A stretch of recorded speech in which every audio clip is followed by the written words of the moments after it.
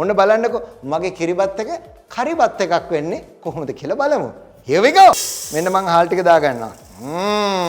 ඔන්න එහෙනම් අපි චිරාගත සම්ප්‍රදායන කූල මොකද්ද කරන්න යන්නේ? පොල් තෙල් පහන් රාජයා දැල්වන්න නෙමෙයි අපේ ලිප ගිනි මොලවන්නටයි යන්නේ. ඔන්න හොඳට බලන්නකෝ මේ බලන්න. 1 2 3යි. ආය අනම්මනම් පරණ පොල් නෙමෙයි ෆ්‍රෙෂ් පොල් ගෙනල්ලා තිනවා. වැඩිපුර ශක්තිය දාලි වෙරලා මෙරිකන් ඩෝනේ. එතකොට මේ ෆෝරාම්ස් වලටත් හොඳ එක්සයිස් එකක්. මේ කාස්ට් අයන් කියන්නේ චීන චට්ටි. හරියට හරි. ලුණු ටික මේ විදිහට පෙති කපා ගන්නවා. මෙන්න මේ විදිහට චප්ප කරලා එහෙමත් නැත්නම් මෙහෙම තලලා අරගෙන අපේ ඔයිල් එක ෆ්ලේවර් කරගන්නවා. ඒ කියන්නේ ඔයිල් එක රස කරගන්න. ටිකක් වෙලා අහගෙන ඉන්නකොට ටක් ටක් ටක් පොම් බොම් බොම් පොම් ගාලි වෙලා ඒවා ටික ඔක්කොම පුපුරනවා. අන්න එතකොට මේ සද්දෙ එන්න ඕන.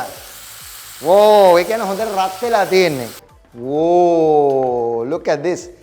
a perfect කිරිබත් නෙමෙයි. මොකද මං කිව්ව මේකට නම කරිබත් එක.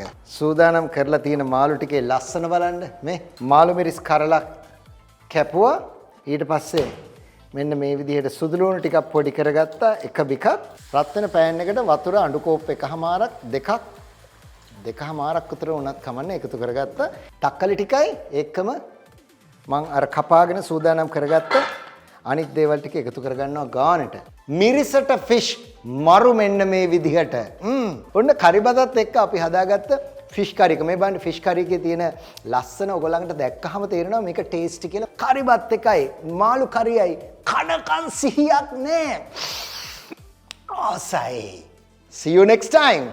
Cook with Don. Cook with Don.